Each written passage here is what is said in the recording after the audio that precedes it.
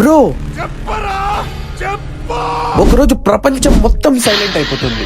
Yes, phone on లోనే ఉంటుంది కానీ సిగ్నల్ రాదు, మెసేజెస్ సెండ్ అవ్వవు, కాల్స్ కనెక్ట్ అవ్వవు. ఇది వార్ కాదు, హ్యాకింగ్ అంతకంటే కాదు. వరల్డ్ టెక్నాలజీ మొత్తం డిపెండ్ అయిన ఒక హిడెన్ సిస్టమ్. మనమందరం మనకి ఇంటర్నెట్ శాటిలైట్స్ ద్వారా వస్తుంది అని మనం అనుకుంటాం, కానీ నిజం ఏంటంటే ఓషియన్స్ కింద ఉన్న ఫైబర్ కేబుల్స్ మీద డిపెండ్ అవుతుంది. ఈ కేబుల్స్ ల్యాండ్ లోకి ఎంటర్ అయ్యే ప్లేసెస్ ని కేబుల్ ల్యాండింగ్ స్టేషన్స్ అంటారు.